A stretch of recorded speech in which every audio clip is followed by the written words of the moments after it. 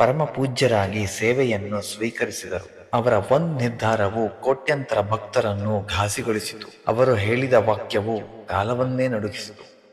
ಅದು ಏನೆಂದರೆ, ಮುಂದಿನ 700 ವರ್ಷಗಳ ಕಾಲ ನಾನು ನನ್ನ ಭಕ್ತರಿಗೆ ಇಲ್ಲಿಯೇ ನೆಲೆಸಿರುವೆ ಎಂದು. ಹೌದು, ರಾಘವೇಂದ್ರ ಸ್ವಾಮಿಗಳು ಜೀವಂತ ಸಮಾಧಿಯಾಗಲು, ಅಂದರೆ ಜೀವಂತವಾಗಿ ಬೃಂದಾವನ ಪ್ರವೇಶಿಸಲು ನಿರ್ಧರಿಸಿದ್ದರು. ಪ್ರಣವ ಮಂತ್ರ ಜಪಿಸುತ್ತಾ ಗುರು ರಾಘವೇಂದ್ರರು ಬೃಂದಾವನ ಪ್ರವೇಶಿಸಿದರು. ಲಕ್ಷಾಂತರ ಭಕ್ತರು ಇದಕ್ಕೆ ಪ್ರತ್ಯಕ್ಷ ಸಾಕ್ಷಿಯಾದರು. ಬೇಡವೆಂದು ಅಂಗಲಾಚಿದರು.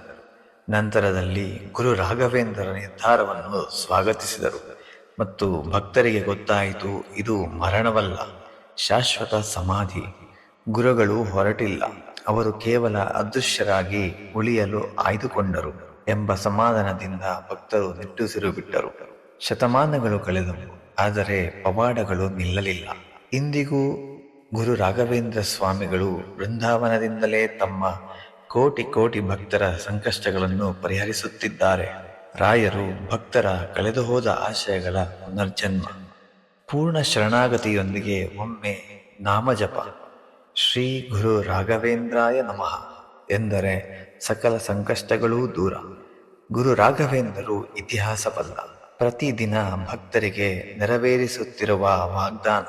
ಮಂತ್ರಾಲಯ ಗುರು ಶಾಶ್ವತವಾಗಿ ನೆಲೆಸಿರುವ ಸ್ಥಳ.